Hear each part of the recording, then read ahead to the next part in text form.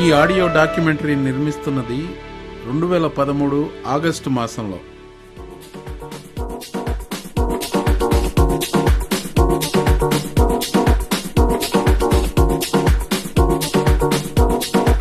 ఈనాటి యువత, ముఖ్యంగా అబ్బాయిలు, తమ గదుల్లో లేక హాస్టల్ రూముల్లో ఎవరి చిత్రపటాలు పెట్టుకుంటున్నారు?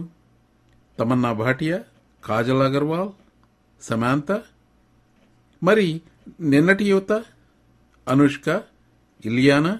మొన్నటి యువత సిమ్రాన్, శ్రేయ, సౌందర్య, రంభ, రమ్యకృష్ణ, విజయశాంతి. ఈ వ్యాఖ్యాత కాలేజీల్లో చదివే రోజుల్లో శ్రీదేవి, జయప్రద, ఇంకా ముందు కాంచన, కృష్ణకుమారి, సావిత్రి. స్వంత గది ఉన్నవారికి మాత్రమే ఈ సమస్య.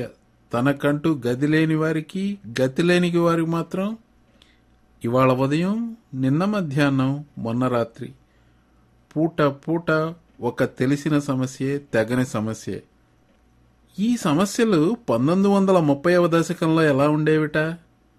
తన మహాప్రస్థానంలో 1939లోని కొన్ని సాయం సంధ్యా సమస్యలను ప్రస్తావించారు మహాకవి శ్రీశ్రీ. ఆ సాయంత్రం రాక్సీలో నార్మా షేరర్, బ్రాడ్వేలో కాంచనమాల ఎటకేగుటో సమస్య తగిలిందొక విద్యార్థికి. ఉడిపి శ్రీ కృష్ణ విలాస్లో అటు చూస్తే బాదం హల్వా, ఇటు చూస్తే సేమియా ఇడ్లీ ఎంచుకునే సమస్య కలిగిందొక ఉద్యోగికి. ఆ సాయంత్రం ఇటు చూస్తే అప్పుల వాళ్లు, అటు చూస్తే బిడ్డల ఆకలి ఉరిపోసుకు చనిపోవడమో, సముద్రమున పడిపోవడమో సమస్యగా ఘనీభవించిందొక సంసారికి. విప్లవ కవి శ్రీశ్రీ కవితలో కూడా చోటు చేసుకున్న ఆ నాటి అందాల తారలు హాలీవుడ్లో నార్మా షేరర్, తెలుగు గడ్డలో కాంచనమాల. అవును, కాంచనమాల.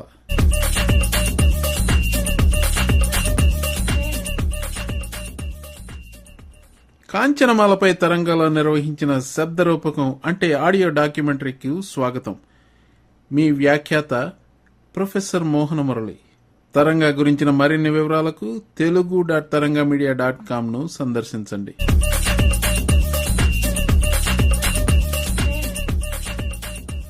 ఎవరి కాంచనమాల? ఆమె అరవిందాననం, రూపురేఖా లావణ్యం, అంగ సౌష్ఠవం, విశాల నయనాలు కల అందాల భరిణ ముద్దుగుమ్మ. పినప్ గర్ల్ అన్న వర్ణన పుట్టకముందే తెలుగు ఇంట పినప్ గాడెస్గా వెలిగిందామె. 1935 నుంచి 1940 వరకు పట్టుమని డజను చిత్రాలలో కూడా నటించుకున్న, దశాబ్దాలుగా వెండి తెరను ఏలి శతాధిక చిత్రాలలో నటించిన మేటి అగ్రతారలకు ధీటుగా జనాదరణ పొందిన తార కాంచనమాల. తెలుగులో తొలి సూపర్ స్టార్ కాంచనమాల. ఆమె స్వస్థలం గుంటూరు జిల్లా తెనాలి. పినతండ్రి వీరాస్వామి ఇంట్లో పెరిగి పెద్దదయ్యింది.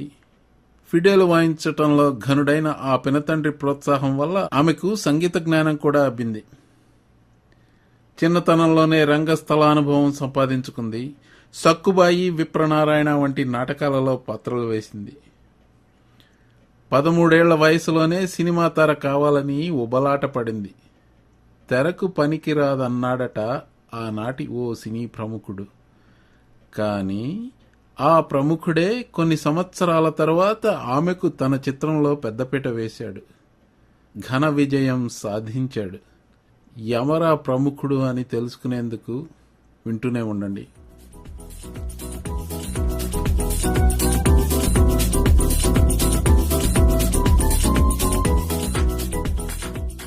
పంతొమ్మిది 1935లో అరోరా వారు కలకత్తాలో నిర్మించిన కృష్ణ తులాభారంలో ఓ చెలికత్తిగా వెండి తెర మీద తొలిసారిగా మెరిసింది కాంచనమాల. ఆ పాత్రకు గాని, కాంచనమాలకు గాని ఏ విధమైన గుర్తింపు రాలేదు ఆనాడు. 1935లో ముంబై నగరానికి చెందిన సాగర్ మూవీటోన్ స్టూడియోలో బెంగళూరుకి చెందిన నిర్మాత పటేల్ 2 తెలుగు సినిమాలు తీసేందుకు 2 బాపట్ల కుర్రవాళ్లకు నటీనటులను, సాంకేతిక నిపుణులను సమకూర్చవలసిందిగా కాంట్రాక్ట్ ఇచ్చాడు. ఆ 2 కుర్రవాళ్లలో ఒకరి బంధువు యొక్క స్నేహితుడు గాలి వెంకయ్య. ఆ గాలి వెంకయ్య మరెవరో కాదు, కాంచనమాల తన సర్వస్వంగా భావించిన ఆమె భర్త. గాలి వెంకయ్య ప్రోత్సాహంతో కాంచనమాల బొంబాయి వెళ్ళింది. కాంట్రాక్టు ఒప్పందం ప్రకారం పటేల్ తీయబోయే వీరాభిమన్యు చిత్రంలో ఉత్తర పాత్రకు ఎంపిక కాబడ్డ కాంచనమాలను స్క్రీన్ టెస్ట్ చేయించి ఆమెని చూడనైనా చూడకుండా వీరాభిమన్యులో ఉత్తర వేషం ఇచ్చాడట నిర్మాత పటేల్. కానీ ఆ టెస్టును ఇంపీరియల్ సినిమాలో వేసినప్పుడు చూసిన ఆనాటి హిందీ చిత్ర ప్రముఖురాలు బాయి జద్దన్ బాయి అనే ఆవిడ కాంచనమాలను చూసి చాలా ముగ్ధురాలయ్యి కాంచనమాలకు హిందీ వస్తే హిందీ చిత్రంలో వేషం ఇస్తానన్నదట. అదే జరిగి ఉంటే బహుశా ఈ డాక్యుమెంటరీ బయటకు వచ్చి ఉండేదే కాదేమో. కొడవటిగంటి కుటుంబరావు గారు ఈ చిత్రం గురించి రాసిన ఒక వ్యాసంలో చెప్పారు, మొట్టమొదటి షూటింగ్ నాడే కాంచనమాల తనకిచ్చిన డ్రెస్ వేసుకోనన్నదట. ఎవరు చెప్పినా వినేటట్టు కనపడలేదట. తన కోసం డ్రెస్ మార్పులు చేశారట. ఈ సీన్లే కొంతకాలం తర్వాత మళ్లీ చిత్రీకరించాల్సి వస్తే మొదట వద్దన్న డ్రెస్నే ఏ కళను ఉన్నదో వేసుకోవడానికి ఒప్పుకున్నదట. ఈ విషయాన్ని ఆమె రాజీ పడని మనస్తత్వానికి నిదర్శనంగా కాబోలు కుటుంబరావు గారు ప్రస్తావించారు. వీరాభిమన్యు చిత్రీకరణ సమయంలో సెట్స్లో కాంచనమాల చాలా కష్టపడి పనిచేసేదట. వీరాభిమన్యు పెద్దగా విజయం కాలేదు, కానీ కాంచనమాలకు మంచి పేరు వచ్చింది. తను ఏ డ్రెస్ అయితే వేసుకోనని నిరాకరించిందో ఆ డ్రెస్లో కాంచనమాల కనిపించినంత అందంగా తెలుగు తెర మీద అప్పటికి ఇప్పటికీ ఏ తారా కనిపించలేదని అభిప్రాయపడ్డారు కడవటిగంటి కుటుంబరావు గారు తాను 1948లో రాసిన ఆ వ్యాసంలోనే. ఈ వ్యాసం తెలుగు సినిమా మాసపత్రికలో అచ్చు అయింది. 1935లో విడుదలైన కృష్ణ తులాభారంలో ఏ విధమైన గుర్తింపు రాకున్నా 36లో విడుదలైన వీరాభిమన్యులో ఉత్తరగా నటించిన కాంచనమాల తెలుగు చిత్ర నిర్మాతల దృష్టిలో పడింది. ఆ తర్వాత విప్రనారాయణ కాంచనమాలకు 3వ చిత్రం, మరింత మంచి పేరు తెచ్చిన చిత్రం.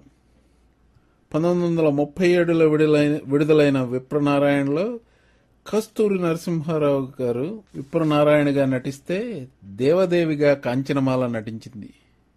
ఈ చిత్రం మంచి విజయాన్ని సాధించింది. ఈ చిత్ర విజయానికి విప్రనారాయణను ఆకట్టుకునేందుకు దేవదేవిగా కాంచనమాల చూపిన హొయలు కారణంగా చెప్తారు.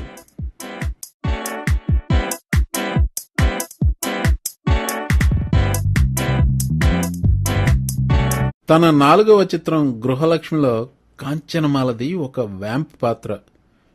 ఒక గృహస్థు సుఖ సంసారాన్ని వదులుకుని మాధురి అనే ఒక వగలాడి వేసి వలలో పడటం, జైలుకు వెళ్లడం, ఆ తర్వాత జ్ఞానోదయం అవడం, కథ సుఖాంతం కావడం, ఇది ఇతివృత్తం. మాధురిగా అంటే వేశ్యగా కాంచనమాల, ఆ గృహస్థుడు డాక్టర్ కృష్ణారావుగా రామానుజాచార్యులు, అతని అర్ధాంగిగా కన్నాంబ, ఆ ఇల్లాలి అన్నగా దేశభక్తుడి పాత్రలో తెరపై తొలిసారిగా నాగయ్య నటించారు. డాక్టర్ కృష్ణారావును ఆకర్షించేందుకు అబ్బా అక్కడ నొప్పి ఇక్కడ నొప్పి అంటూ తన ఒంట్లోని వివిధ భాగాలను డాక్టర్ చేత తడిపించుకునే సన్నివేశంలో కాంచనమాల నటనను ఆనాటివారు ఎప్పుడూ తలుచుకునేవారు, ముక్కున వేలేసుకునేవారు. అంతేకాదు, బ్రాను పోలిన జాకెట్ ధరించి బాహుమూలలను ప్రదర్శిస్తూ నగ్నంగా నడుము భాగాన్నంతా ఊపుతూ బిగి కౌగిలి చేర్పగరాదా అంటూ పాడుతూ కాంచనమాల మాధురిగా చేసిన నృత్యాన్ని చూసి చొంగలు కార్చని మగవాడు లేడు. ఈ చిత్రం చూసినా లేక వివరాలు విన్నా ఈనాటి వారికి కూడా ఔరా ఆనాటి చిత్రాల్లో ఇంతటి రసికత ఉండేదా అనిపించక మానదు. అలాగే ఆనాడే కాంచనమాల చూపిన తెగువకు ఇప్పటికీ ప్రజలు నిశ్చేష్టులు కాకామానరు. గృహలక్ష్మిలోని శృంగార సన్నివేశాలు చిత్రీకరించడానికి దర్శకుడు హెచ్ఎం రెడ్డి గారికి 1932లో విడుదలైన హాలీవుడ్ చిత్రం డిన్నర్ ఎట్ 8లో జీన్ హార్లో, ఎడ్మండ్ లోవీ మధ్య చిత్రీకరించబడ్డ సన్నివేశాలు ప్రేరణగా చెప్తారు. అదేమిటో హాలీవుడ్లో తొలి సెక్స్ సింబల్గా ముద్రపడ్డ జీన్ హార్లో వెండితెర జీవితం లాగానే తెలుగులో తొలి వన్నెలాడి తార లేడి కన్నుల కాంచనమాల వెండితెర జీవితం కూడా అర్ధంతరంగా ముగిసిపోయింది. గృహలక్ష్మి కోసం హెచ్ఎం రెడ్డి గారి చిత్రీకరించిన కొన్ని సన్నివేశాలు ఆయనతో రోహిణి పిక్చర్స్లో పార్ట్నర్ అయిన బిఎన్ రెడ్డి గారికి చౌకబారివిగాను అభ్యంతరకరమైనవిగాను అనిపించాయి. అందుకే గృహలక్ష్మితో వచ్చిన లాభాలలో తన వంతు తీసుకుని రోహిణితో విడిపోయి తన మిత్రులైన మూలా నారాయణ స్వామి, బి నాగిరెడ్డి, కెవి రెడ్డి, రామ్నాథ్, శేఖర్, బ్రిజ్ మోహన్ దాస్ మూలస్తంభాలుగా వాహిని సంస్థను స్థాపించారు బిఎన్ రెడ్డి. బిఎన్ గారి గురించి, వాహిని గురించి, గృహలక్ష్మి చిత్రం గురించి మరిన్ని వివరాలు ఇంకో సందర్భంలో ముచ్చటించుకుందాం. 1938లో విడుదలైన గృహలక్ష్మి తెలుగు సినిమాను సాంఘికాలు అన్న కొత్త దారిలో మళ్లించింది. అంతేకాదు గృహలక్ష్మి తెలుగు తెరకు తొలుతగా తారలపై ఆకర్షణను చవిచూపించింది. గృహలక్ష్మిలో రామానుజాచార్యులు, కన్నాంబ ముఖ్య తారలైన ఆ చిత్రం విజయవంతమైంది కాంచనమాల అందం వల్ల, ఆమె చిందించిన హొయలు వల్ల, తాను చెప్పిన నర్మ గర్భ సంభాషణల వల్ల, బిగి కౌగిలి చేర్పగరాదా అని పాడుతూ ఆమె అంగాంగ ప్రదర్శన చేస్తూ ఆడిన నృత్యం వల్ల.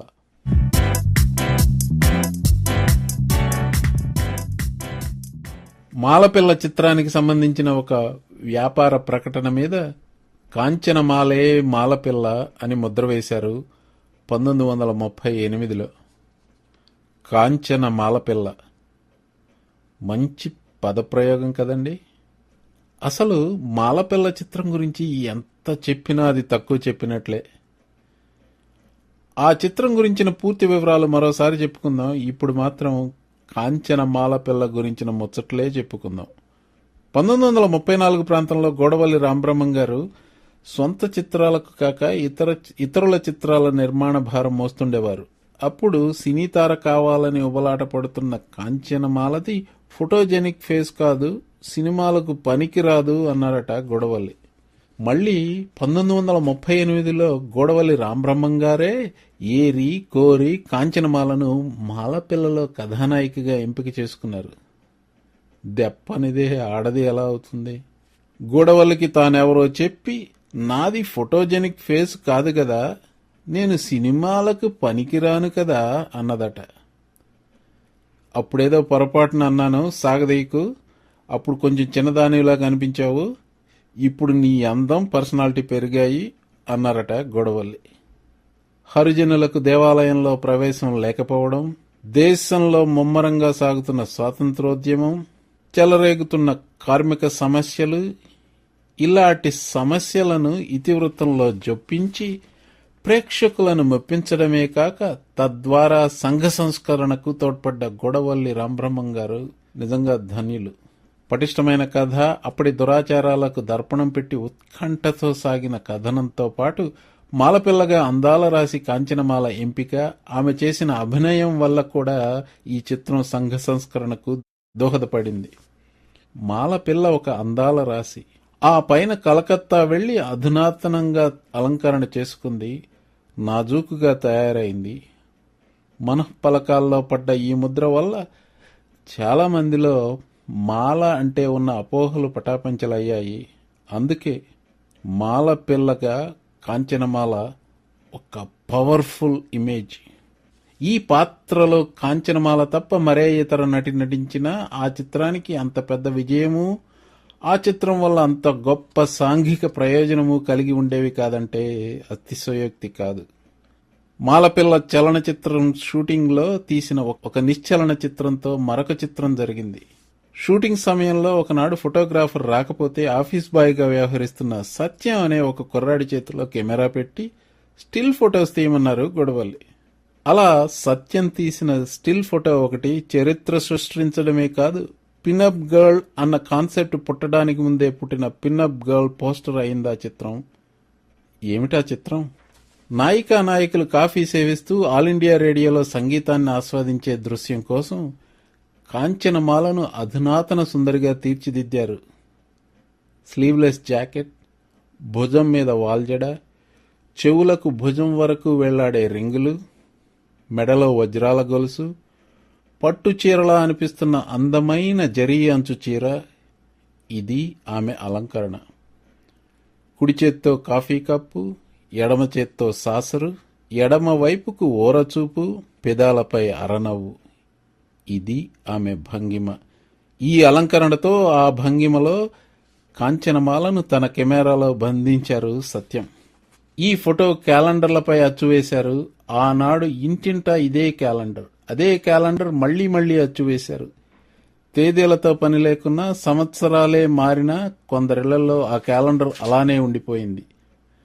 అంతేకాదు, కాంచనమాల ఫోటోలను అరచేయి అంత ఉండే చేతి అద్దాల వెనక అతికించారు. తన ఆడది కాంచనమాలలా ఉండాలని కోరుకున్నాడు ప్రతి మగవాడు. కాంచనమాల అంత అందంగా తాను కావాలని ఊళ్ళూరింది ప్రతి ఆడది. హాలీవుడ్ సినిమాల ఆధారంగా అమ్మే మర్చెండైజ్ మనం చూస్తూ ఉంటాం. మాలపిల్ల విడుదలైన కొన్ని సంవత్సరాల వరకు తెలుగునాట కాంచనమాల పేరుతో చీరలు, రవికలు, దుద్దులు వగైరా అలంకరణ సామాగ్రి అమ్మేవారు.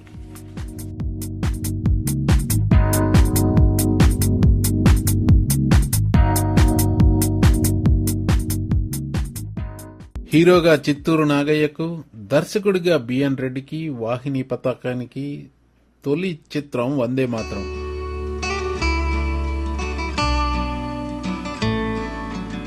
గృహలక్ష్మిలో కొన్ని అభ్యంతరకరమైన సన్నివేశ చిత్రీకరణ నచ్చక ఉత్తమాభిరుచి ఉన్న చిత్రాలు తీయాలన్న సంకల్పంతో బిఎన్ రెడ్డి గారు స్థాపించిన సంస్థ వాహిని. ఒక నిరుద్యోగ పట్టభద్రుని జీవిత సంగ్రామం ప్రధాన ఇతివృత్తమైనప్పటికీ పేరును బట్టి, అప్పటి రాజకీయ వాతావరణాన్ని బట్టి రాజకీయ చిత్రం అనుకున్నారట అప్పటి బ్రిటిష్ సెన్సార్ వాళ్ళు. గృహలక్ష్మిలో వ్యాంప్ పాత్రలో పోషించి మెప్పించిన కాంచనమాల ఈ చిత్రంలో తొలిసారిగా నాయికగా నటించింది. పెళ్లిపీటల మీద పెళ్లి కూతురిగా ముగ్ధ మనోహర సౌందర్యాన్ని, అమాయకత్వాన్ని ప్రదర్శించి ఆ పైన అసహాయతతో ఆవేదన చెందుతున్న భర్తకు ధైర్యం చెప్పే ఇల్లాలిగా, పెనిమిటి సవతి తల్లి అయిన అత్తగారి ఈసడింపులను, సాధింపులను భరించిన అణకువగల కోడలిగా చక్కగా నటించింది కాంచనమాల. వందే మాతరంలో చాలా పాటలు ఉన్నాయి. నాగయ్య సమకూర్చిన కమ్మడి సంగీతం వల్ల పాటలు, ఈ చిత్రము విజయవంతమయ్యాయి. కాంచనమాల కూడా కొన్ని పాటలు అద్భుతంగా పాడింది. వందే మాతరంలో కాంచనమాలకు మంచి పేరు వచ్చినప్పటికీ ఈ చిత్రంతో నాగయ్యకు ఒక ప్రముఖ నటుడిగా, బిఎన్కు మంచి అభిరుచి గల దర్శకుడిగా ఎక్కువ పేరు వచ్చిందని చెప్పుకోవచ్చు. సినిమా రంగంలో ఉన్నవారిపై పుకార్లు కొత్తమీ కాదు. సినిమా రంగమే కొత్తదైన రోజుల్లో పుట్టిన పుకార్లు అసలు గాసిప్ అనేదానికి నాంది అనుకోవచ్చా? ఇది 1930 స్టైల్ గాసిప్. వందే మాతరం తర్వాత కాంచనమాలకు, నాగయ్యకు మధ్యన ఏదో ఉంది అనుకునేవారట. ఆఖరికి బిఎన్ రెడ్డి గారు కూడా తనను అనుమానించారని, తనను మందలించారని, తాను నిజం చెప్పాక బిఎన్ శాంతించారని నాగయ్య తన స్వీయ చరిత్రలో చెప్పారు. కాంచనమాల నాగయ్యను మొదటి నుంచి అన్నగారు అని సంబోధించేది. వందే మాతరం సినిమా సంగీత దర్శకుడిగా కాంచనమాలకు నాగయ్య పాటలు నేర్పుతున్నప్పుడు, ఆమె భర్తగా చేరువుగా నటిస్తున్నప్పుడు చనువుగా మసలడం వల్ల ఈ పుకార్లు వచ్చాయి అని నాగయ్య అన్నారు.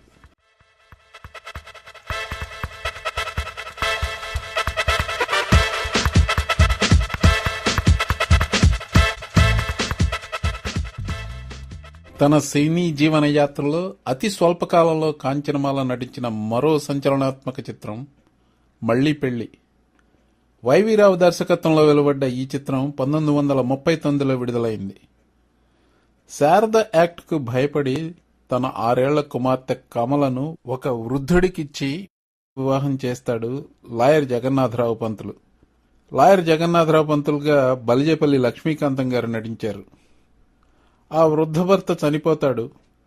విధవ అయిన కమల పెద్దదయ్యాక తన ఎదురింట్లో అక్క లలితతో నివసిస్తున్న ఒక నిరుద్యోగి పట్టభద్రుడైన యువకుడు సుందర్రావుతో ప్రేమలో పడుతుంది. వారిరువురి ప్రేమ కథే ఈ చిత్రం ఇతివృత్తం. ఈ చిత్రంలో సుందర్రావుగా వైవీరావు, లలితగా బెజవాడ రాజరత్నం, కమలగా కాంచనమాల నటించారు. వైవీరావు కూడా మంచి అందగాడు. వైవీరావు కాంచనమాల జంట కన్నుల పండుగగా ఉండేది. మళ్లీ పెళ్లి చిత్రం కోసం కాంచనమాల వైవీరావుల మధ్య చిత్రీకరించిన ఒక డ్యూయట్లో కాంచనమాల తన పాట తానే పాడుకుంది. కానీ పాడటం రాని వైవీరావు కోసం చిత్ర సంగీత దర్శకుడు ఓగిరాల పాడారు. నా సురుచిర సుందర రూప అంటూ సాగే ఈ పాట తెలుగు సినీ చరిత్రలోనే తొలి నేపథ్య గీతంగా నమోదు చేసుకోవడంతో ఈ విధంగా కూడా కాంచనమాల చరిత్రలో భాగస్వామి అయింది. కాంచనమాల నటన, ఆమె గానం మళ్లీ పెళ్లి చిత్రం విజయానికి ఎంతో దోహదం చేశాయి అంటారు. సినిమాలో ఆమెను చూస్తున్నంతసేపు ఆనాటి యువత మైమరిచిపోయేవారట. ఆ చిత్రం ప్రదర్శన జరుగుతుండగా ఎంతో మంది యువకులు గట్టిగా అరిచేవారట, కాంచనమాల అంత అందంగా ఉంటే నేను కూడా వితంతువును చేసుకుంటాను అని. వాళ్ళు అలా చేసుకున్నా చేసుకోకున్నా మరొక్కసారి ఆనాటి సంఘంలో పరివర్తన కలిగేందుకు, మార్పు తెచ్చేందుకు ఒక పవర్ఫుల్ ఇమేజ్గా కాంచనమాల మరోసారి ఉపయోగపడింది.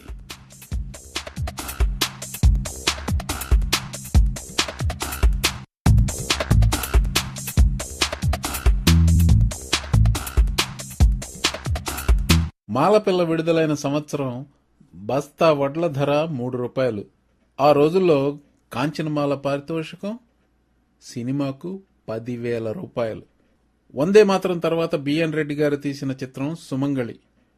1940లో విడుదలైన సుమంగళిలో కాంచనమాలను నాయికగా ఎంచుకుంటే ఆమె విపరీతంగా పారితోషికం పెంచడం వల్ల బిఎన్ రెడ్డి గారు చేతులెత్తేసి వేరే నటిని నాయక పాత్రలో తీసుకున్నారు. కానీ గోడవల్లి రామబ్రహ్మం మాత్రం కాంచనమాలను వదలలేదు. మాలపిల్ల తర్వాత తాను దర్శకత్వం వహించిన ఇల్లాలు చిత్రానికి కూడా కాంచనమాలనే నాయికగా ఎన్నుకున్నారు. సామాజిక స్పృహ పుష్కలంగా ఉన్న గోడవల్లి ఇల్లాలు చిత్రంలో ఎత్తి చూపిన సమస్య ఆనాడు ప్రబలంగా ఉన్న బహుభార్యాతత్వం. భర్త రెండవ భార్యను వివాహం చేసుకుంటే ఆ ఇల్లాలు పడే మానసిక వేదనకు అద్దం పట్టింది ఈ చిత్రం.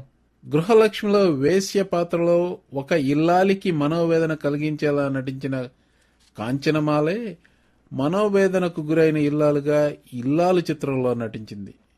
అప్పటి వరకు గడుసు పాత్రలో నటించిన కాంచనమాల ఈ చిత్రంలో అణకువ గల ఇల్లాలుగా నటించి సత్తా ఉన్న నటిగా నిరూపించుకుంది. సినిమా విజయవంతమైన ఇల్లాలు కాంచనమాల నటించిన ఇతర చిత్రాలంత సంచలనం సృష్టించలేదు. అందుకు కారణం ఎక్స్పెక్టేషన్స్ ఎక్కువగా ఉండటమేనంటారు. ఇల్లాలు సాలూరి రాజేశ్వరరావుకి సంగీత దర్శకుడిగా తొలి చిత్రం. అంతేకాదు సాలూరు ఈ సినిమాలో కాంచనమాలకు తమ్ముడిగా కూడా నటించారు. పుస్తకం అట్ట చూసి పుస్తకం బాగాలేదని చెప్పిన సామెతగా మ్యూజిక్ సిట్టింగ్లో పాటలు రిహార్సల్స్ చేసేందుకు సిద్ధమై తొలిసారిగా సాలూరుని చూసిన కాంచనమాల, ఈ కుర్రాడు నాకు పాటలు వరుసలు నేర్పేవాడా, ఇతన్ని మార్చేసి ఇంకొకరినెవరినన్నా చూసుకోండి అని చరచరా బయటికి వెళ్లిపోయిందట. అది అహంకారమా? కొన్ని రోజుల తర్వాత గొడవల్లి కాంచనమాలను రప్పించారు. అప్పుడు లోపల నుంచి మధురమైన గొంతుతో వీణుల విందైన గానం వాయిద్యాలతో సహా వస్తోంది. అది విని గొడవల్లి గారు ఏదో చెప్పబోతుంటే వారించి, ముందు లోపలికి పదండి, అంత చక్కటి గీతాలు ఎవరాలాపిస్తున్నారో చూడాలి అన్నదట. ఆ పాట పాడుతున్నది రసాలూరు సాలూరి రాజేశ్వరరావు. గూడవల్లి, ఇల్లాలులో మీరు పాడాల్సిన పాటలు ఇవి అని అంటుండగా, తమ్ముడు చాలా బాగా పాడుతున్నావు, ట్యూన్ కూడా చాలా బాగుంది, రిహార్సల్ మొదలుపెట్టు అని ఆనందంతో అంగీకరించింది కాంచనమాల. ముందు అతని పాట సంగీతం వినకుండానే నిరాకరించడం కాంచనమాల మిడిసిపాటితనాన్ని, అహంకారాన్ని తెలియజేస్తే, ఆ తర్వాత ఒప్పుకున్న తీరులో ఆమె పెద్ద మనసు, ప్రతిభకు పెద్దపీట వేసే తత్వం కనపడుతుంది. వ్యక్తిగా కాంచనమాల ఎంతటి గడసరో ఇల్లాలు చిత్రీకరించేటప్పుడు 2 సంఘటనలు చెప్తాయి. హీరోగా తన సరసన నటించిన ఉమామహేశ్వరరావు తన చెయ్యి పట్టుకోవడానికి భయపడుతుంటే, ఏమిటి మీరు పట్టుకుంటారా లేక నన్నే పట్టుకోమంటారా అందట. ఆ పైన దర్శకుడితో, ఈయనకి నన్ను చూస్తేనే చెమట పడుతోంది, వణుకు పుడుతోంది, ఒక పని చేయండి, హీరోయినే హీరో చేయి పట్టుకునేలా సీన్ మార్చేయండి అందట. దాంతో పౌరుషం వచ్చి చేయి పట్టుకున్నాడట ఉమామహేశ్వరరావు. అయినా అతని చెయ్యి వణికిందట.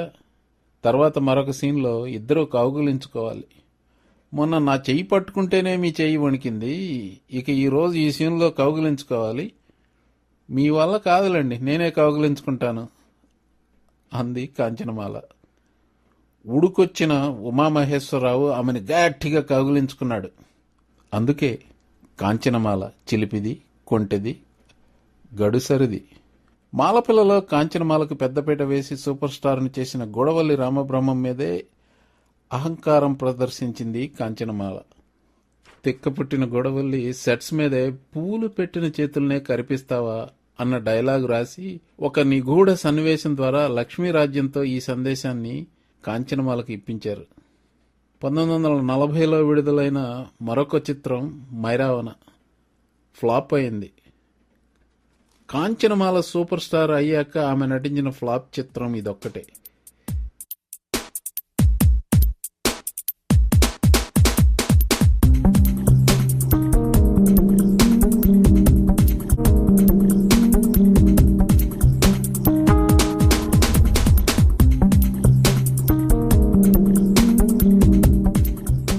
తమిళ చిత్ర నిర్మాత ఎస్ఎస్ వాసన్ జెమినీ బ్యానర్తో తీసిన తొలి చిత్రం తమిళంలో కాదు, తెలుగులో. అది బాలనాగమ్మ. గృహలక్ష్మితో తెలుగు చిత్రాలు సాంఘికాల వైపుకు మళ్లితే బాలనాగమ్మ విజయంతో జానపదాల వరవడి కూడా ప్రారంభమైంది తెలుగులో. అనుకోకుండా ఆ మలుపులో కూడా కాంచనమాల సంతకం ఉంది. బాలనాగమ్మ ఘన విజయానికి 4 కారణాలు. 1, గోవిందరాజు సుబ్బారావు మాయల పకీరుగా చేసిన నటన. 2వది, అతి ముఖ్యమైనది, బాలనాగమ్మగా కాంచనమాల అభినయం, సినిమాలోని ట్రిక్ ఫోటోగ్రఫీ. 4వది, సాలూరి రాజేశ్వరరావు అందించిన సంగీతం. ఈ చిత్ర నిర్మాణ సమయంలో కాంచనమాల భర్త అనారోగ్యానికి గురి అయ్యాడు. అతడిని శానిటోరియంలో టీబీ ట్రీట్మెంట్ కోసం చేర్పించింది కాంచనమాల. అతని అనారోగ్యం ఒకవైపు, అతడి అజాగ్రత్త వల్ల, నిర్లక్ష్యం వల్ల దెబ్బతిన్న ఆమె ఆర్థిక పరిస్థితి మరొక వైపు. ఈ ఒత్తిడిల వల్ల కానీ మరే కారణం వల్లనైతేనేమి కాంచనమాల బాలనాగమ్మ సెట్స్ పై నిర్లక్ష్యంగా, అహంకారంగా ప్రవర్తించేదట. ఎవరినీ లక్ష్య పెట్టకపోగా పేచీలు పెట్టుకునేదట. క్రమశిక్షణకు అగ్రతాంబూలం ఇచ్చే ఆనాటి మహాదర్శకుడు సి పుల్లయ్య బాలనాగమ్మ చిత్రం కొంత నిర్మాణం అయ్యాక స్వచ్ఛందంగా నిష్క్రమించాడు. వాసన్ సి పుల్లయ్య గారి స్థానంలో బిఎన్ రావుగా పేరొందిన బాలకృష్ణ నారాయణ నాయర్ను దర్శకుడిగా నియమించారు. బిఎన్ రావు చివరి వరకు ఉండి చిత్రం పూర్తి చేసినప్పటికీ కాంచనమాల అతడితో కూడా పేచీలు పెట్టుకుంది. చిత్రం విడుదలైంది. అప్పటి వరకు నమోదైన రికార్డులన్నింటినీ బద్దలు కొట్టింది బాలనాగమ్మ. కానీ అప్పటికే బాలనాగమ్మగా నటించిన కాంచనమాల సినీ రంగానికి, ఆ గ్లామర్కు వీడ్కోలు చెప్పేసింది. రోగస్తుడైన తన భర్తను చూసుకోసాగింది. ఇంతలో ఆమె భర్త చనిపోయాడు. ఆమెకి మతి స్థిమితం తప్పింది. బంధువులు ఆమెను తెనాలికి తీసుకువెళ్లిపోయారు. సినీ పరిశ్రమ మీద రోత పుట్టి సర్వము త్యజించి ప్రశాంతంగా గడుపుదామని తెనాలి వెళ్లిపోయానని ఒకానొక సమయంలో ఆమె బిఎన్ గారితో చెప్పిందట. ఇది తనకు పిచ్చి కాదని చెప్పడం కాబోలు. ఆమె అన్ని పరిత్యజించి వెళ్లడానికి ముఖ్య కారణం తనకు జెమినీ వాసన్తో వచ్చిన పేచీ. చిత్రం ప్రారంభించేటప్పటికే ఎస్ఎస్ వాసన్ కాంచనమాలతో 4 చిత్రాలకు కాంట్రాక్ట్ రాయించుకున్నాడు. ఆ కాంట్రాక్ట్ నియమాల ప్రకారం ఆమె తన 4 చిత్రాలలో నటించే వరకు మరే ఇతర చిత్రాలలోనూ నటించకూడదు. అంతేకాదు, ఏ చిత్రాన్ని మధ్యలో వదిలేయకూడదు. షరతులైతే పెట్టాడు కానీ వాసన్ ఆమెతో వరుసగా సినిమాలు కూడా తీయలేదు, ఒక్క బాలనాగమ్మ తప్ప. బాలనాగమ్మ చివరి దశలో ఉన్నప్పుడు కాంచనమాల జెమినీతో తెగతెంపులు చేసుకుంటానంది.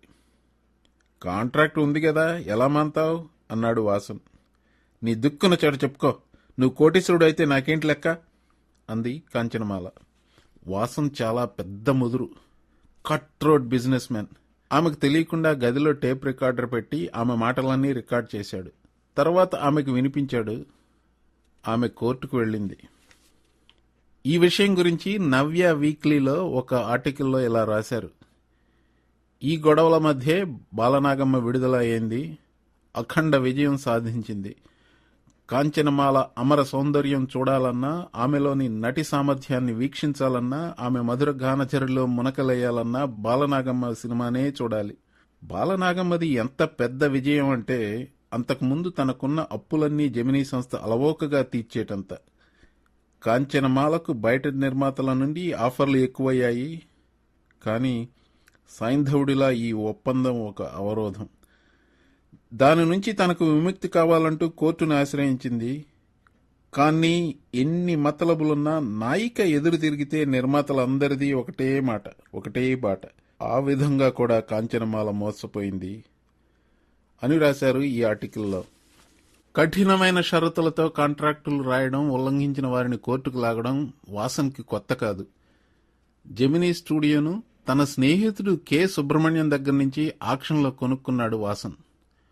కొనేప్పుడు కేఎస్ను తను నిర్మించే చిత్రాలకు దర్శకత్వం వహించేలా కాంట్రాక్ట్ రాయించుకున్నాడు. కేఎస్ జెమినీతో పాటు ఇతర సంస్థలకు కూడా దర్శకత్వం చేస్తానన్నాడు. వాసన్ మాత్రం ముందు తన చిత్రాలు పూర్తి అయ్యాకనే వేరే నిర్మాతకు పనిచేయాలని మొరాయించాడు. అంతేకాదు కేఎస్ను కోర్టుకి ఇచ్చాడు. ఆఖరి వరకు తీర్పు ఖచ్చితంగా వాసన్కు అనుకూలంగానే వస్తుందనుకున్నారు. కానీ ఆఖరి వాయిదా రోజున ఒక విచిత్రం జరిగింది. కేఎస్ స్నేహితుడు ఒకడు ప్రముఖ బ్రిటిష్ న్యాయవాది రోలండ్ బ్రాడెల్ లండన్ నుంచి సింగపూర్ వెళ్తున్నాడని, అతడి ఓడ ఆ రోజు మెడ్రాస్ హార్బర్లో ఆగి ఉందని తెలుసుకున్నాడు. రోలండ్ బ్రాడెల్ కేఎస్ తరపున కేసు వాదించడానికి ఒప్పుకున్నాడు. మానవతావాది అయిన బ్రాడెల్ కోర్టుకు వచ్చి కేవలం 10 నిమిషాలు మాత్రమే వాదించాడు. అప్పటి బ్రిటిష్ న్యాయ వ్యవస్థ ప్రకారం ప్రతి పౌరుడికి తనకిష్టమైన వృత్తిని ఆచరించే హక్కు ఉంది. ముఖ్యంగా కళా సృజనాత్మక రంగాలలో ఈ హక్కును వారించే అధికారం ఏ వ్యక్తికి గాని ఏ ఒప్పందానికి గానీ లేదు. హిందూలో వచ్చిన ఒక ఆర్టికల్లో ఈ విషయం గురించి ఇలా రాశారు. Under British jurisprudence no citizen can be curtail his professional liberty, more so in the case of any artistic and creative avocations. Hence, his client be asked to perform his contractual obligation by directing films for Gemini, while at the same time directing his own films. Needless to say, K. Subramaniam won the case. ఒక మంచి lawyer సహాయంతో కాంచనమాల కూడా KS లాగానే వాసన్ మీద case గెలిచి ఉండేది. కానీ అప్పటికే కాంచనమాల పరిశ్రమ నుంచి నిష్క్రమించింది, మతి చెల్లించింది.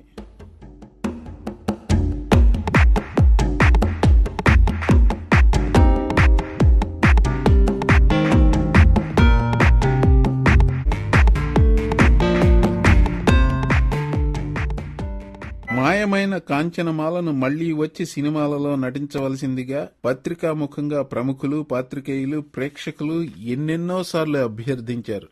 ఆమె అవన్నీ చూసిందో లేదో తెలియదు. చూసినా అర్థం చేసుకునే పరిస్థితిలో ఉందో లేదో అంతకన్నా తెలియదు. కాంచనమాల దుస్థితి చూసి అందుకు తానే కారణమని తెలుసుకుని వాసన్ కూడా పశ్చాత్తాపపడ్డాడు. బహిరంగంగా ఆమె ఒప్పందాన్ని చింపేసి మళ్లీ చిత్రరంగంలోకి రావాల్సిందిగా వేడుకున్నాడు. ఒక సమయంలో ఆమెను చూసిన వారు ఆమె కాంచనమాల అంటే నమ్మలేకపోయేవారు. లక్షలాది ప్రేక్షకులను ఏ కళ్ళైతే ఎరవేసిలాగాయో ఆ కళ్ళల్లో పిచ్చి చూపులే మిగిలాయి అని రావికొండలరావు గారు రాశారు ఒకసారి. బంధువుల ఆప్యాయత వల్ల, వైద్య చికిత్స వల్ల కొంతవరకు తేరుకున్నా గతంలో జరిగినవేవి ఆమెకు గుర్తు లేకుండా పోయాయి. మళ్లీ ఆ వాతావరణంలో పెడితే ఆమెకు జ్ఞాపకాలు తిరిగి వస్తాయని ఆమె చేత ఆప్తులు సక్కుబాయి నాటకం వేయించారు. ఆమె స్టేజ్ మీద బెంబేలు పడింది. ప్రేక్షకులు హాహాకారాలు చేశారు. ఆమె పడుతున్న ఇబ్బంది చూడలేక తన చెల్లెలు, మరిది ఆమెను స్టేజ్ మీద నుంచి దింపేసి నాటకాన్ని అర్ధంతరంగా ఆపివేశారు. మళ్లీ సినిమా వాతావరణంలో తెలిసిన మనుషుల మధ్య మెలిగితే ఆమె మామూలు మనిషి అవుతుందన్న ఆశతో ఆమె బంధువు, సన్నిహితురాలైన లక్ష్మీరాజ్యం కాంచనమాల చేత తన స్వంత చిత్రం అయిన నర్తనశాలలో ఒక పాత్ర వేయించింది. ధర్మరాజు విరాటరాజుతో జోదమాడుతున్నప్పుడు 2 తల్లులు వచ్చి ఈ బిడ్డ నా బిడ్డ అంటే నా బిడ్డ అని తగువపడుతూ తీర్పు చెప్పమన్న సన్నివేశం అది. ఒక తల్లిగా సూర్యకాంతం, మరొక తల్లిగా కాంచనమాల. ఆ సన్నివేశం చూసిన ప్రతి వారికి అర్థమయ్యే విషయం ఆమె కళ్లల్లో కాంతి, చురుకుదనము, బేలతనము, కొంటెతనము, అవగాహన, ఆలోచన అన్నీ నశించాయి. ఆ సన్నివేశం సన్నిహితులను నిరుత్సాహపరిచిన ప్రేక్షకులకు ఒకనాటి అందాల తార పరిస్థితి గురించి కొంత అవగాహన వచ్చింది. డాక్టర్ మల్లీప్రియ నాగరాజు గారు 1996లో ఆంధ్రజ్యోతి సచిత్ర వారపత్రికలో ఒక వ్యాసంలో కాంచనమాల అంతిమ దినాలలో తాను పరామర్శించడానికి వెళ్లినప్పటి అనుభవం ఇలా పంచుకున్నారు. చివరి రోజుల్లో ఓసారి నేను ఆమె కోసం వెళ్లాను. కాంచనమాల గారు ఉన్నారా అని అడిగాను. అదిగో వెళ్ళండి అన్నారెవరో. ఆరు బయట ఓ కుక్కి మంచం మీద కూర్చుని ఉంది. క్రింద మంచినీళ్ల చెంబు. నా పేరు చెప్పాను. బిఎన్ రెడ్డి గారి స్నేహితుడిని అన్నాను. వెంటనే ఆమె, బిఎన్ రెడ్డి గారెవరు? నాకు తెలీదే అంది. ఆమె మానసిక పరిస్థితి నాకు అర్థమైపోయింది. అయినా అన్నాను, వందే మాత్రం హీరోయిన్ అయిన మీకు బిఎన్ రెడ్డి గారు తెలీదా? అప్పుడు ఆమె ఆలోచించింది. జ్ఞాపకం వచ్చారు అంది. వందే మాత్రంలో నేను నటించానులే, మల్లీశ్వరి ఆయనే తీశాడు అని నాకు చెప్పసాగింది. ఆయన బాగున్నారా అని నన్ను ఎదురు ప్రశ్న వేసింది. చనిపోయారని చెప్పాను. చెప్పి, మీ బంధువులేనా వీరంతా అని అడిగితే, ఇప్పుడు అట్లాంటివేమీ లేవు అంది. నాకు అర్థం కాలేదు. అవును, మతిస్థిమితం లేదు కదా. నేను వచ్చేశాను తెనాలి నుంచి. తర్వాత ఆమెకు టీబీ వచ్చిందని, తన నర్సింగ్ హోంలోనే ట్రీట్మెంట్ ఇచ్చానని నా మిత్రుడు డాక్టర్ పాటిబండ్ల దక్షిణామూర్తి నాకు జాబు రాశాడు. ఆ తర్వాత కొద్ది కాలానికే 1981లో ఆమె అస్తమించింది. ఒక మనిషి మరణించినప్పుడు వెస్ట్రన్ కల్చర్లో యూయాలజీ అని చెప్తారు. కాంచనమాల గురించిన అలాంటి యూయాలజీలు ఎన్నో రాశారు. 2005లో నవ్య వీక్లీలో ప్రచురించిన ఒక వ్యాసంలోని భాగం మీకు ఇప్పుడు వినిపిస్తాను. ఏ విశాల నేత్రాలు కొన్ని లక్షలాది ప్రేక్షకులను పిచ్చివాళ్లను చేశాయో ఆ కళ్ళు నిస్తేజంగా మారాయి. అయిన వాళ్లంతా దూరమయ్యారు. అనారోగ్యంతో ఉన్నా తనను అంటిపెట్టుకుని బ్రతికిన భర్త కాలం చేశాడు. నా అనుకున్న వాళ్ళెవరూ మిగలలేదు. ఒంటరితనం ఆమెను అన్ని విధాలా కృంగదీసింది. బంధువులు ఆమెను తెనాలి చేర్చారు. అక్కడే ఈ ప్రపంచంతో సంబంధం లేకుండా 1 కాదు 2 కాదు 40 ఏళ్లు జీవించింది. తన సినిమా జీవితంలో కాంచనమాల నటించిన సినిమాలు పట్టుమని డజను కూడా లేవు. కానీ జనం గుండెల్లో ఆమె సృష్టించిన అలజడి మాత్రం అపారం.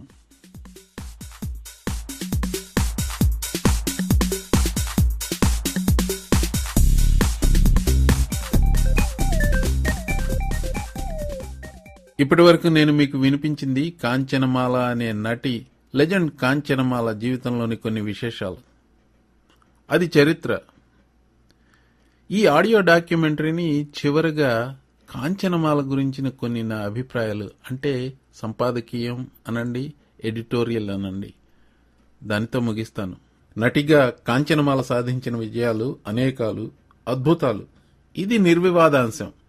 సాంఘికాల తొలిమెట్టు మీద, తొలిసారిగా వ్యాంప్ పాత్రల ర్యాంప్ మీద, ఆడవారి కట్టుబొట్టు మీద తన ముద్ర వేసి సంఘ సంస్కరణకు కావలసిన ఒక దృశ్య చిహ్న నమూనాగా మారి, తొలి పినప్ గాడెస్గా ఇంటింటా వెలసి ఆత్మగౌరవానికి ప్రతీకగా నిలచి, ఆఖరికి వాసంతో వచ్చిన వివాదంలో కూడా భవిష్యత్లో కళాకారులకు దారి చూపించింది కాంచనమాల. కాంచనమాల అందుకే ఒక ట్రైల్ బ్లేజర్. సినీ తారగా కేవలం 7 సంవత్సరాలుగానే వెలిగి ఆ తర్వాత కాంతి విహీనంగా 40 సంవత్సరాలు గడిపిన ఈ తార వెలిగిన వెలుగు, చూపిన దారి మనసు పెట్టి వెతికిన వారికి కనబడుతూనే ఉంది. తెలుగునాట వెలసిన గ్రెటా గార్బో అన్నారు కాంచనమాల గురించి. దేవలోకం నుంచి దిగివచ్చిన రంభగా కాంచనమాలను వర్ణించారు భానుమతి. అంతేకాదు, కాంచనమాల కారులో వస్తుంటే గుమికూడిన పిల్లల గురించి, ఆమెను చూడడానికి తొలుత తాను పడ్డ తహతహ గురించి కూడా విడమరిచి చెప్పారు భానుమతి. ఒక మోస్తరు నటి అన్నారు కొందరు, నటన రాదామెకు అన్నారు మరికొందరు, కీచుగొంతు ఆమెనెలా భరిస్తున్నారో ప్రేక్షకులు అన్నారు చలం. గూడవల్లి రామబ్రహ్మం గారు, భార్య భర్తను అలక్ష్యం చేస్తే ఆ భర్తను లాలించడానికి ప్రపంచంలో మరో స్త్రీ సిద్ధంగా ఉంటుంది. నీవు నన్ను అలక్ష్యం చేస్తే ఏ కాంచనమాలో నన్ను తన్నుకుపోతుంది అని స్వయాన తన భార్య శారదతో అన్నారు. దీనివల్ల నాకు అర్థం అయింది, కాంచనమాలపై గూడవల్లి రామబ్రహ్మం గారికి క్రష్ అని. కాంచనమాల గురించి కార్యక్రమం చేయాలని మొదలుపెట్టి ఆమె మీద పరిశోధనే చేసినట్లుగా నాకిప్పుడు అనిపిస్తోంది. అయ్యో, ఈ విజ్ఞానము, ఈ కుతూహలము 1979, 80, 81లో నేను తెనాలి నాజర్పేటలో పొరంబోకుగా తిరిగిన రోజుల్లో ఉంటే ఎంత బాగుండేది అనిపిస్తుంది ఇప్పుడు. అదే ఉంటే ఒక లెజెండ్ని కలిసే భాగ్యం కలిగి ఉండేది. ఏమో, నాకు తెలియకుండా కలిశానేమో. ఎందుకంటే ఆ పరిసరాల్లోనే తెగ తిరిగాను. నా సహజ కుతూహల చాపల్యంతో ఏమున్నది కాంచనమాలలో, ఎందుకు ఆమె అంటే అంత ఆకర్షణ అన్న ప్రశ్నలు వేసుకుని సమాధానాల కోసమై వెతికాను. మెర్లిన్ మన్రోకు స్ఫూర్తినిచ్చింది జీన్ హార్లో. అమెరికా అధ్యక్షుడు జాన్ ఎఫ్ కెనడీతో కూడా సరస సల్లాపాలాడిన మెర్లిన్ మన్రో తలుకు బెళుకుల జీవితం మత్తు పదార్థాలకు బానిస కావడం వల్ల అర్ధంతరంగా ముగిసింది అంటారు. కొందరు కాంచనమాలను మెర్లిన్ మన్రోతో పోలుస్తారు. ఇది సరైన పోలిక కాదు అనేందుకు 2 కారణాలు చెప్తాను నేను. మొదటిది, కాంచనమాల మెర్లిన్ మన్రోకి చాలా సీనియర్ని జూనియర్తో ఎప్పుడూ పోల్చరు కదా. రెండవది, కాంచనమాల సినీ ప్రస్థానం అర్ధంతరంగా ఆగింది ఆమెకు మతి చలించడం వల్ల అని చెప్తారు. ఆత్మగౌరవాన్ని కాపాడుకునేందుకు ఆమె తీసుకున్న గొప్ప నిర్ణయం అంటారు కొందరు. అందుకే తానెవరో తన అస్తిత్వం ఏమిటో తెలుసుకోలేక విచ్చలవిడి జీవితాన్ని గడిపిన మెర్లిన్ మన్రోను తన భర్తను అమితంగా ప్రేమిస్తూ ఆరాధిస్తూ ఆత్మగౌరవాన్ని వదులుకోలేక సినీ రంగానికి తారా జీవితపు తళుకు బెళుకులకు స్వస్తి చెప్పి అవసాన దశలో భర్తను జాగ్రత్తగా చూసుకుని అతని మరణం తర్వాత మతి భ్రమించిన కాంచనమాలతో పోల్చడం సబబు కాదు. ఆమె అందం గురించి, లేడి కళ్ల గురించి, అవయవ సౌష్ఠవం గురించి ఎందరో చెప్పారు. నేను ప్రత్యేకించి చెప్పేదేముంది ఇంకా. తన చిత్రాలలో నాయకుడి కళ్ళల్లోకి కళ్ళు పెట్టి చూస్తూ చిరుదరహాసం ఒలికిస్తూ మైమరిచిపోతున్నట్లుగా కనిపిస్తుంది కాంచనమాల. ఇది నటనే, కాని తన ఆడది తన వంక అలానే చూడాలని కోరుకోని మగాడు ఉండడేమోనని నా భావన.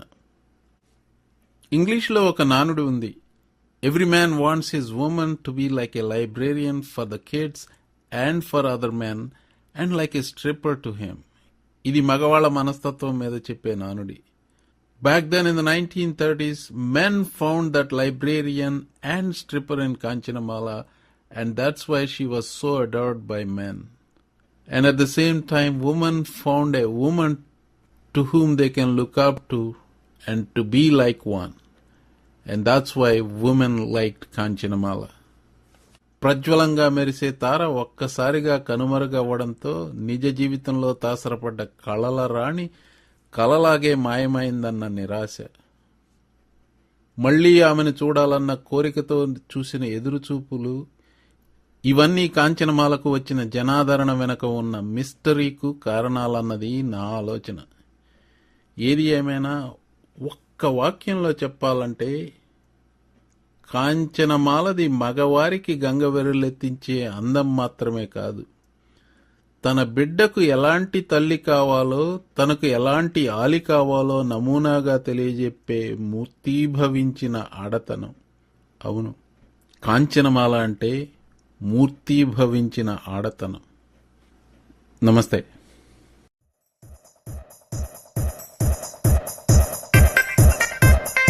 ఈ డాక్యుమెంటరీని నిర్వహించింది, అందుకు సంబంధించిన పరిశోధన, రచన, సంపాదకీయం, ఎడిటింగ్ అందించింది ప్రొఫెసర్ మోహన్. ఈ కార్యక్రమంపై మీ అభిప్రాయాలను mohan@tarangamedia.com కు తెలియజేయండి.